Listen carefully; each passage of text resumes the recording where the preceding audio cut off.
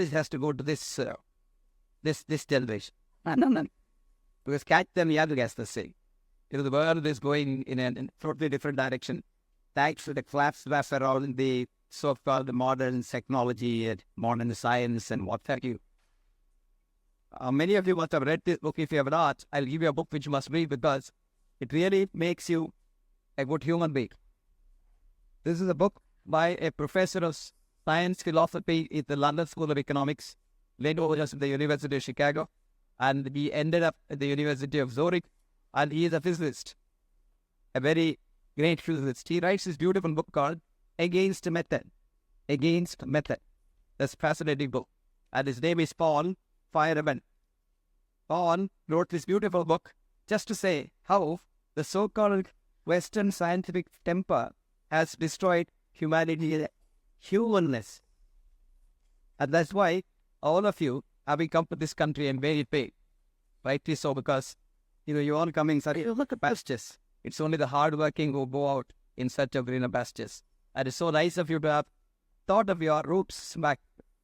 Because now the Western science is looking at the West, at the East. I have a friend of mine who is my co-editor-in-chief and who is a double Nobel laureate, and he is the permanent director of the Max Planck Institute, who started life with Albert Einstein, and he did his PhD with Edward Teller. His name is Hans Winterthur. He found out recently that energy is matter, matter is energy, E is equal to M, which he calls as a duality, no duality. But I quote him in his article, matter is not made of the matter which can get in the internet. You go to Google and say matter is not made out of matter.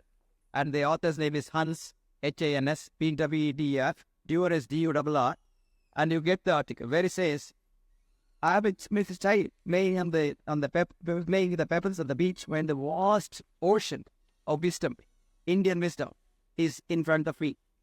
I call my discovery as a duality. But the Indian sages started that way, up, sup, this and that, the two faces of the same coin. And he is a German, doesn't even know English properly, but he quotes Sanskrit so beautifully. It made me so humble to share a days with him in San Diego meetings. And he was quoting this shloka from the Upanishads through the Bhagavad Gita, which describes quantum physics. Bahir antascha bhutanan. It is inside and outside of him. Charam acharabhavachan. You all look very solid, but there's nothing solid about you. You are a bundle of jumping letterbox. And he said, this is what is called Mayan. This is what Shankara called as Maya, which he calls in German as the Wirklichkeit. Wirklichkeit in German means a drama. This whole word is a drama. There's nothing tangible in this word. And there's nothing called matter in this word. There's only happening. Time stands still. A time was when my grandmother was there the same time as this time. What changes the movement? Happenings. He calls us haps. And ultimately he says, Sukshmavate tavintev. Whatever it is so subtle that no Vijnana, no science, no scope, telescope, endoscope, microscope can't find it. It requires a mindoscope, which has not been invented by science. And he says, hey, do the stuff, but if you don't know, you don't know. Aniketa Chataf. And you know, it's very close, it's inside you. And that is quantum physics, the particles, the leptons, you call them anything you like. Because, quantum physicists can pull out the particles like a magician pulls out pigeons from his hat. So it's just every day you have something. Suddenly they say we have found the ultimate truth. The CERN has said we have got the boson. Actually, they have not gotten. But they have got to keep saying that because science now depends on grants.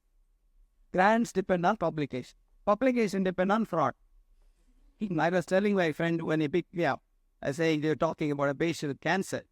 And we have cancer, big cancer in industry in this world, in the Western medicine, which unfortunately I also belong to.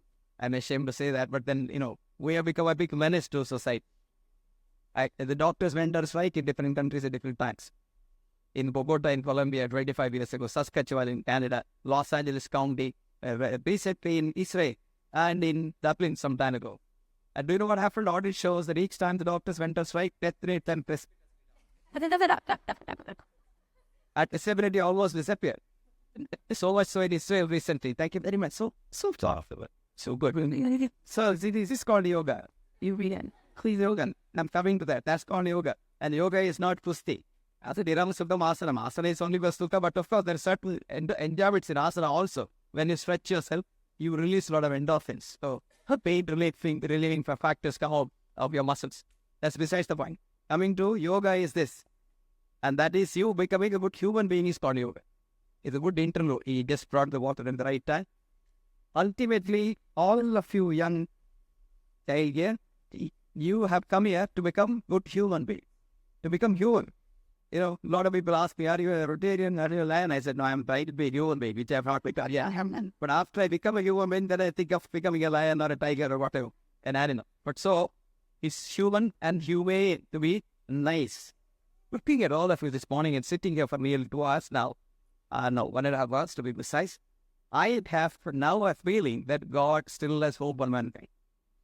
But when you do the monkeying tricks that our leaders, our politicians, in the both society does, I have felt that God either has gone on a long leash, is gone on a sabbatical, or doesn't exist. But looking at you, let's just take this little thing is very, very clear. Congratulations. God bless you. She is everything. That's the potential that comes out of you. But you keep doing it, it comes out. And it was actually Thomas Alva Edison said, if you don't think, you don't exist. If you think and you can think of some possibility, you can climb the Himalayan mountain. If you think you can't get up from bed, you can't get up from bed. In short, human body is immaterial.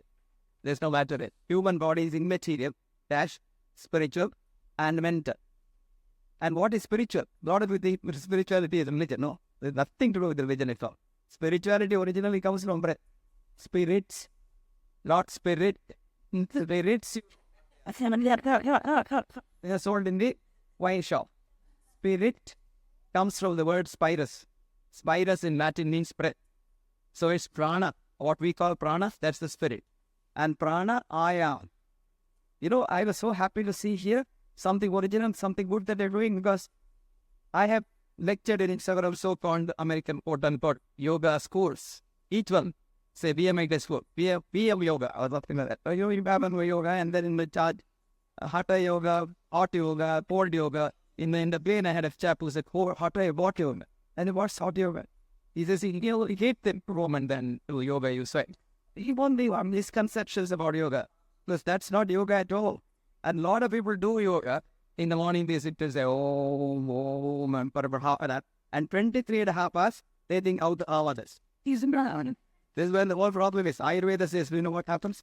Rota, Shoka, Bhaya, Ayasa, Virutthana Bhojana, Taponala. Only do tapas, don't do any exercise. Katva, Amlakshara, Lamana, Tishtoshtati, Rakta, Vitta, Prafope. All diseases come because of mind, anger, jealousy. Now, modern medicine has realized, we have realized now, the cause for heart attack is not cholesterol, weight, and body weight, and tummy, and buttock, and things like that. No, nothing else. It's your mind.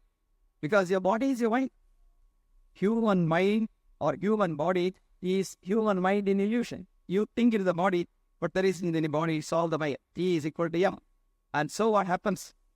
When once you become tranquil, when once you become human, you become a yogi.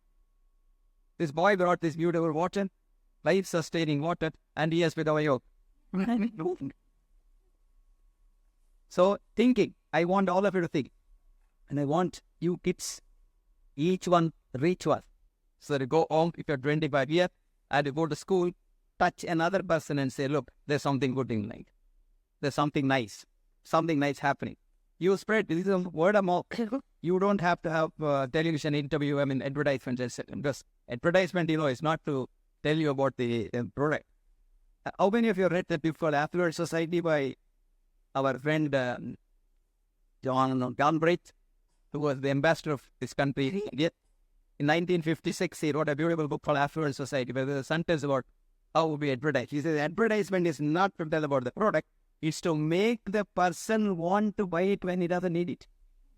It's called advertise. We say you go to the shopping, this is 3 shirts for 1 price. Actually, it's 3 shirts price, is 1 shirt's price there. So you think 3 I get, you don't need 3. You get 3. This is because you don't have the Indian ethos, where my grandmother said, don't stretch your feet beyond your mind. And all country, Western countries live on I-O economy.